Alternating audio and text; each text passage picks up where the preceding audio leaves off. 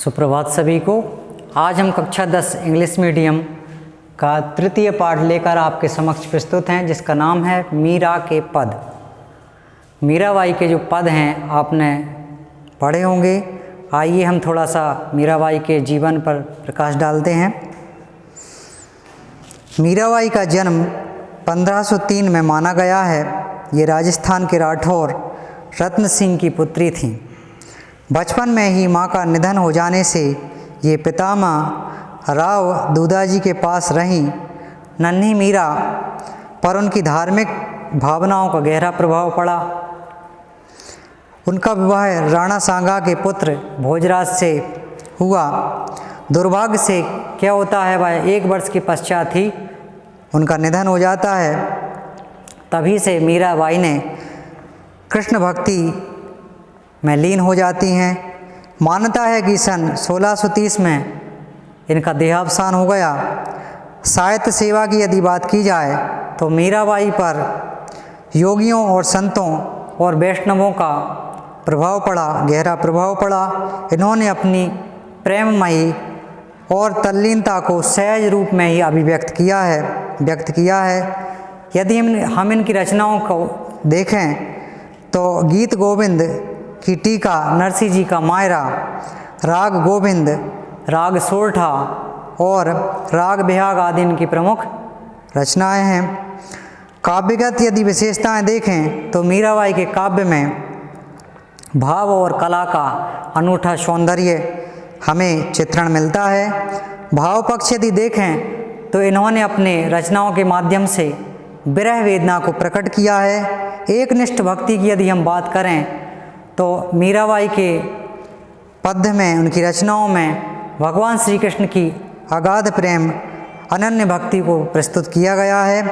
रस निरूपण की यदि हम बात करें तो माधुर भाव से परिपूर्ण काव्य में शांत एवं श्रृंगार रसों का यहाँ पर इनकी रचनाओं में विवरण या निरूपण हमें दिखाई देता है।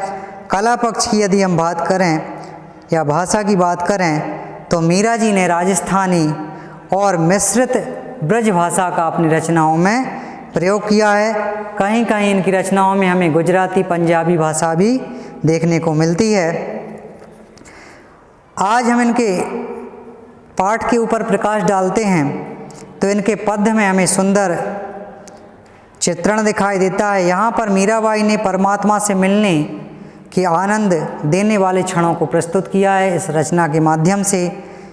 यह आनंद होली पर्व के उल्लास के रूप में उसे अभिव्यक्त करती हैं। होली के अवसर पर जैसे फाग में, होली में पखावज आदि बजते हैं, ढोल आदि बजते हैं और राग रंग होते हैं, अर्थात जो रंग होता है वह उड़ता है आकाश में। उसी तरह राग रंग भक्त के अंतर में अनहद नाद की झंकार, शील, संतोष, केसर आदि और प्रेम की पिचकारी को यहाँ पर निरूपित किया है। बरसते हुए रंग के द्वारा यहाँ पर प्रस्तुत किया है। आध्यात्मिक आनंद का लोक भावनाओं के साथ बहुत ही सुंदर और अनुपम यहाँ पर प्रस्तुतिकरण हुआ है।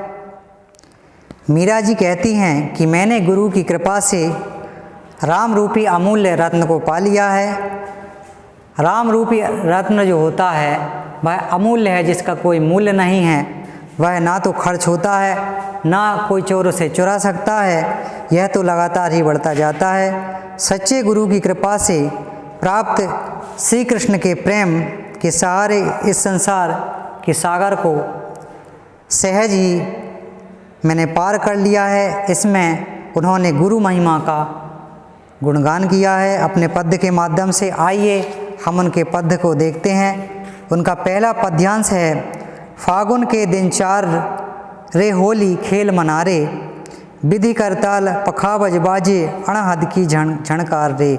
जैसा कि मैंने पहले बताया कि यहाँ पर मीराबाई कहती हैं अपने आराध्य श्री कृष्ण के मिलन के कुछ समय के आनंद में चूर, आनंद में मग्न मीराबाई अंतर की होली मना रही हैं। मतलब अपने हृदय में, अंतर मन में होली मना रही हैं। वह कहती हैं, बिनी करताल पखावज बाजे, जैसे होली में मृदंग बजता है और बिनी करताल पखावज बाजे, जैसे बिना बजाने के अनहद नाद की झंकार गूंज रही हो, ऐसा प्रतीत हो रहा है। और वह कहती हैं अनहद की झंकार रे, बिना बजाए हुए मृदंग बज रहा है, क्योंकि उनके अंतर मन में ऐसा भाव जागृत हो रहा है। बिनि सुर राग छतीसो गावे, रोम रोम रंग सार रे। यहाँ पर मीराबाई कहती हैं बिना स्वर और राग के छतीसु गावे, अर्थात 36 प्रकार के राग रंग का सार प्रत्येक रोम में व्याप्त है, मतलब उनके शरीर में हर एक रोम रोम में 36 प्रकार के राग भगवान राम की भक्ति से व्याप्त हो गए हैं, अंकित हो गए हैं। और वह कहती हैं शील संतोष की केसर घोली, प्रेम प्रीति पिचकार रे। ऐसा लग रहा है जैसे शरीर का प्रत्येक रोम हर्षित हो रहा है, और शालीनता और संतोष की केसर आनंद के रंग में किसी ने घोल दी हो, ऐसा उनको प्रतीत हो रहा है। और यहाँ पे एक शब्द आया है प्रेम प्रीति पिचकार रे, प्रेम रूपी पिचकारी से रंग की वर्षा हो रही हो, ऐसा उनके अंतर मन में प्रतीत हो रहा है। आगे वह कहती हैं उड़त गुलाल लाल भयो, अंबर बरसत रंग अपार रे।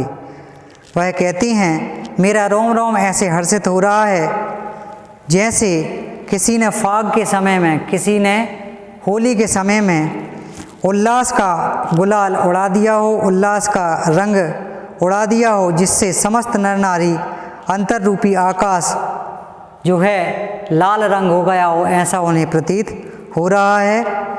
आगे वह कहती हैं घूंघट के पट खोल दिए हैं, लोक लाज सब डार रे। वह भगवान श्री कृष्ण की भक्ति में इतनी रम गई हैं, इतनी आनंदमय हो गई हैं कि उन्हें अपने तन मन की सुधि भी नहीं है, और उन्होंने अपने अंतर मन के सभी पर्दे को हटा दिया है, ऐसा प्रतीत हो रहा है। सामाजिक लज्जा को त्याग दिया हो, ऐसा उन्हें प्रतीत हो रहा है। और वह कहती हैं होरी खेरी पीव घर आए, सोई प्यारी प्रिय प्यार रे। वह कहती हैं आज ऐसा प्रतीत हो रहा है जैसे मेरे प्रियतम भगवान श्री कृष्ण उनके घर आ गए हों, उनका आगमन हो गया हो, इसलिए वह उनके प्रेम में डूबकर आज होली खेल रही हैं। मीराबाई कहती हैं मीरा के प्रभु गिरधर नागर चरण कमल बलिहार रे। आज वह भगवान श्री कृष्ण के प्रेम में डूबकर मीराबाई कहती हैं कि गिरिराज पर्वत को धारण करने वाले अर्थात भगवान श्री कृष्ण के जो चरण कमल हैं, मैं उन पर बलिहारी जाती हूँ, मैं उन पर न्यौछावर जाती हूँ, जिनके आगमन से मेरा रोम रोम प्रफुल्लित हो रहा है, ऐसा वह कहती हैं। इसी क्रम में दूसरा पद है, वह दूसरे पद्यांश में कहती हैं पायो जी मैं तो राम रतन धन पायो। मीराबाई कहती हैं मैंने राम नाम रूपी रत्न पा लिया है, अर्थात प्राप्त कर लिया है। वस्तु अमूलक दी मेरे सतगुरु, करी कृपा अपनायो। वह आगे कहती हैं मेरे सच्चे गुरु ने कृपा पूर्वक अपनाकर, मेरे सच्चे गुरु ने मुझे कृपा पूर्वक अपनाकर मुझे राम नाम रूपी एक अमूल्य वस्तु दी है। आगे वह कहती हैं मेरे गुरु की कृपा से ही मुझे यह सब प्राप्त हुआ है। आगे वह कहती हैं जन्म जन्म की पूंजी पाई, जग में सवै खोबायो। वह कहती हैं मैंने गुरु की कृपा से ही जन्म जन्म की पूंजी अर्थात राम नाम रूपी नाम है, वह पूंजी के रूप में प्राप्त कर लिया है। और जग में सवै खोबायो अर्थात यह राम नाम रूपी जो पूंजी है वह खर्च करने पर भी खर्च नहीं होती है, और ना ही इसे कोई चोर चुरा सकता है। खर्चे नहीं कोई चोर न लेवे, दिन दिन बढ़त सवायो। यह खर्च करने पर भी खर्च नहीं होती है, और राम नाम रूपी जो पूंजी है वह दिन प्रतिदिन बढ़ती जाती है। आगे वह कहती हैं दिन दिन बढ़त सवायो, और राम नाम रूपी जो पूंजी है वह दिन प्रतिदिन खर्च करने पर भी अर्थात नाम लेने पर भी बढ़ती जाती है। इसी क्रम में अगली पंक्ति में वह कहती हैं, सत की नाव खेवट या सतगुरु। यह तो प्रतिदिन सवाया होकर बढ़ता ही जाता है, जो राम नाम पूंजी है।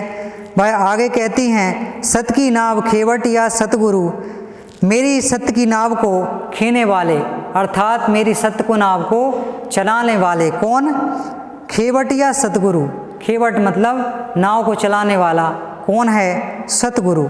मेरे सतगुरु हैं, मेरे सच्चे गुरु हैं जो मेरी नाव को चला रहे हैं, मेरे भगवान के स्मरण रूपी नाम को चला रहे हैं। आगे वह कहती हैं, भव सागर तरी आयो, इसलिए मैं संसार रूपी सागर से मुक्त हो रही हूँ।